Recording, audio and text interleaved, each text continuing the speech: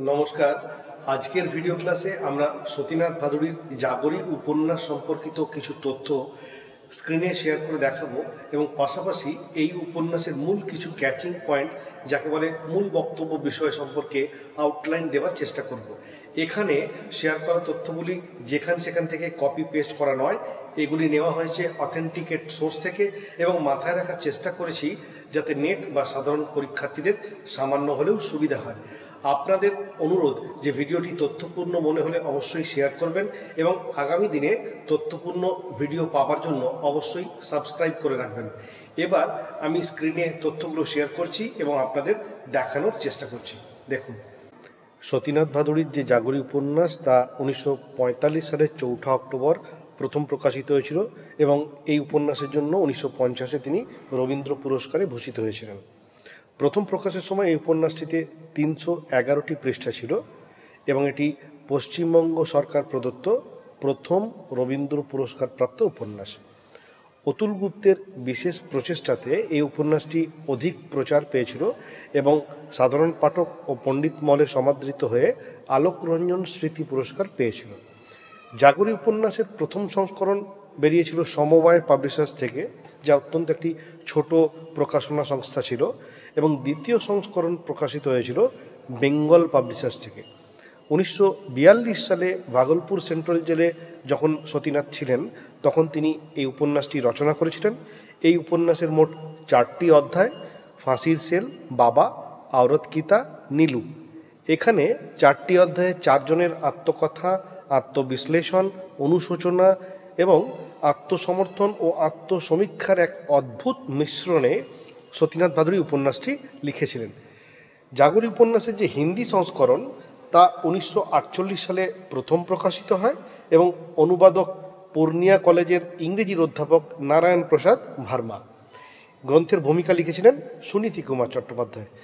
অন্যদিকে জাগরি উপন্যাসের যে পাণ্ডুলিপি তা জেলে বসেই প্রথম পড়েছিলেন হিন্দি কথা সাহিত্যিক ফণীশ্বরনাথ রেণু। এই একই বছরে অর্থাৎ 1948 সালেই বেঙ্গল পাবলিশার্সের মনোজ বসুর উদ্যোগে এই উপন্যাসের কিশোর সংস্করণ প্রকাশিত হয়েছিল। আবার জাগরি উপন্যাসের যদি ইংরেজি সংস্করণের কথা বলি, দ্য ভিজিল, তা প্রকাশিত হয়েছিল 1965 সালের মার্চ মাসে ইউনেস্কোর উদ্যোগে এশিয়া পাবলিশিং হাউস থেকে। অনুবাদ কে করেছিলেন? অন্নদা শঙ্কর রায়ের স্ত্রী শ্রীমতী লীলা রায়।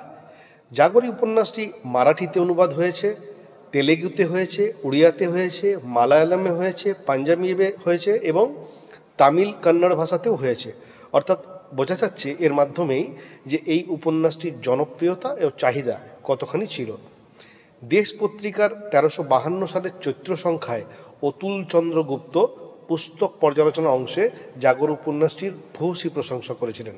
অন্যদিকে নীরেন্দ্রনাথ রায় 1353 সালের ভাদ্র সংখ্যার পরিচয় পত্রিকাতে এই বইয়ের সমালোচনা প্রকাশ করেছিলেন এবং একই সালে গোপাল হালদার জাগরির আলোচনা করেছিলেন বাংলা রাজনৈতিক উপন্যাসের প্রসঙ্গে। এবার আমরা সতীনাথ ভাদুড়ির লেখা কালানুক্রমিক যে তালিকা, রচনার যে তালিকা, সেটা আমরা দেখানোর চেষ্টা করব। এই তথ্যগুলো অত্যন্ত ভেরিফাই করে নেওয়া হয়েছে, গুগল থেকে বা অন্য কোনো জায়গা থেকে নেওয়া হয়নি। যেমন জাগরি যেটা লেখা ওর প্রথম উপন্যাস, সেটা 4 অক্টোবর সমবায় পাবলিশার্স থেকে বেরিয়েছে, আমি এটা আগেই বললাম। দ্বিতীয় গ্রন্থ হচ্ছে গল্প সংকলন গণনায়ক, যেখানে 5টি গল্প ছিল এবং তারপরে আবার জাগরি উপন্যাসের বিভিন্ন সংস্করণ বেরোচ্ছে এবং তার পরবর্তী উপন্যাস বেরোচ্ছে চিত্রগুপ্তের ফাইল। তারপরে আমরা দেখছি ঢোঁড়াইচড়ির মানুষ, এইভাবে করা হয়েছে। এবার আপনারা দেখুন, যেখানে গল্প সংকলনের কথা সেগুলো কিন্তু বোল্ড করে সবুজ করে দেওয়া হয়েছে, অর্থাৎ এগুলি গল্প সংকলনের গ্রন্থ, বাকিগুলি উপন্যাস বা অন্যান্য রচনা। এখানেও আমি কয়েকটি রচনার কথা বলেছি, যেমন এই প্রবন্ধ ইত্যাদির ক্ষেত্রে সেই রচনাগুলি উল্লেখযোগ্য। এই প্রত্যন্ত রচনাগুলো কিন্তু নেট পরীক্ষাতে আসে, কোনটা কার লেখা, কোথায় পাবলিশ হয়েছে এবং প্রথম প্রকাশ কবে, কোন পাবলিশার্স থেকে বেরিয়েছে, যার জন্য আমি এখানে ডিটেলস দিয়েছি কোন গল্প সংকলনে কটি গল্প রয়েছে এবং কত সালে কোনটার প্রকাশ, কোন ভাষায় কোনটা প্রকাশিত হয়েছে, এই ডিটেলসটা কিন্তু আমি দেওয়ার চেষ্টা করেছি। আপনারা চাইলে স্ক্রিনশট বা প্রিন্ট আউট নিতে পারেন। এরপরে আমরা উপন্যাসটি সম্পর্কে কয়েকটি গুরুত্বপূর্ণ প্রয়োজনীয় বক্তব্য বলতে চাইছি, যেগুলো ক্যাচিং পয়েন্ট অফ দ্য উপন্যাস, মূল কথা। প্রথমেই বলি প্রথম সংস্করণের ভূমিকায় লেখক নিজেই জানিয়েছিলেন যে এই উপন্যাসের যে গল্পটি সেটি 1942 সালের আগস্ট আন্দোলনের ভূমিকায় পড়া প্রয়োজন। এখানে কোনো রাজনৈতিক দলের প্রচার করা লেখকের উদ্দেশ্য নয়। লেখকের এই যে জবানবন্দি, এখান থেকেই পাঠক হিসাবে আমরা আভাস পাচ্ছি যে এই উপন্যাসে এমন কিছু ব্যাপার রয়েছে বা প্রসঙ্গ রয়েছে যা রাজনৈতিক দলের বিরুদ্ধে প্রচার বলে সাধারণ পাঠকের মনে হতে পারে। জারকরি উপন্যাসের আগে যে সকল রাজনৈতিক উপন্যাস সমাজ স্বীকৃত ছিল তা হলো ঘরে বাইরে, পথের দাবি, 4 অধ্যায়, গোরা। এই উপন্যাসগুলি রাজনৈতিক হলেও সেখানে প্রেমের প্রসঙ্গ রয়েছে, কিন্তু জাগরি উপন্যাসে সতীনাথ ভাদুড়ী প্রেমকে সচেতনভাবেই একেবারে স্থান দেননি। রাজনীতির প্রসঙ্গই এখানে মূল উপজীব্য বিষয়। এখানে রাজনীতি শব্দের ব্যাখ্যায় আমরা বলতে পারি যে একটি নির্দিষ্ট মতাদর্শ যা রাষ্ট্রনীতিকে নিয়ন্ত্রণ করতে চায় বৃহত্তর সমাজের স্বার্থে। তবে এখানে আমাদের উল্লেখ করা প্রয়োজন যে এই উপন্যাস পাঠ করতে গেলে বা ভালো করে বুঝতে চাইলে গান্ধী পরিচালিত কংগ্রেস দল, 30-এর দশকে কংগ্রেস দলের মধ্যে যে অন্তর্বিরোধ হয়েছিল তা, সোশ্যালিজম সম্পর্কে ধারণা, কংগ্রেস সোশ্যালিস্ট পার্টির উদ্ভব ও বিকাশ এবং তাদের মতাদর্শ সম্পর্কে ধারণা, ফ্যাসিবাদ সম্পর্কে কিছুটা ধারণা এবং কমিউনিস্ট পার্টির সম্পর্কে ধারণা থাকা প্রয়োজন।